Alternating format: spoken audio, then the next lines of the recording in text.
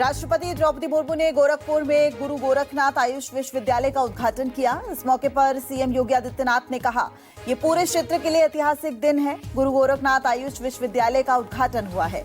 CM योगी ने कहा कि उत्तर प्रदेश में ये आयुष का पहला विश्वविद्यालय है। यहाँ के युवाओं के लिए पारंपरिक चिकित्सा में एक नई रोजगार की संभावना बनेगी।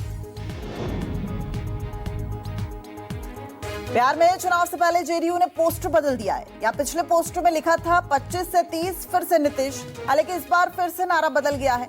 इस बार पोस्टर में लिखा गया है फिर से एनडीए सरकार। हालांकि इस बार पोस्टर में फोटो 2 लगा दी गई हैं। पहले पोस्टर में पीएम मोदी की फोटो नहीं थी, बाद में लगे पोस्टर में नीतीश के साथ प्रधानमंत्री नरेंद्र मोदी की भी फोटो लगा दी गई है।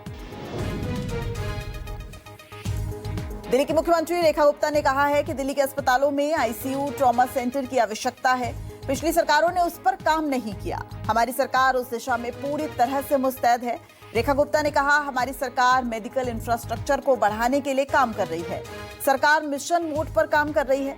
मैं समझती हूं कि धीरे धीरे हम सभी चीजों को सामान्य करेंगे।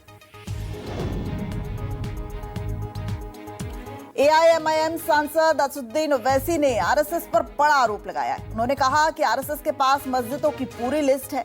राष्ट्रीय स्वयंसेवक संघ मुल्क को खत्म करना चाहता है।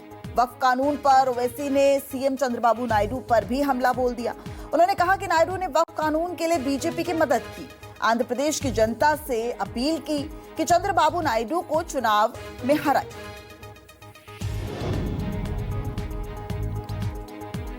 पंजाब सरकार में मंत्री हरपाल सिंह चीमा ने जीएसटी के कलेक्शन पर कह दिया कि जीएसटी कलेक्शन में 44% से ज्यादा की वृद्धि हुई है, जबकि देश भर में जीएसटी में 14% की ही वृद्धि हुई है। हरपाल सिंह चीमा ने कहा कि केजरीवाल और मुख्यमंत्री भगवंत सिंह मान के मार्गदर्शन में पंजाब में ईमानदारी से काम कर रहे हैं। जब पंजाब में अकाली दल और भाजपा की सरकार थी तो केवल 4 से 5% की वृद्धि ही देखी जाती थी।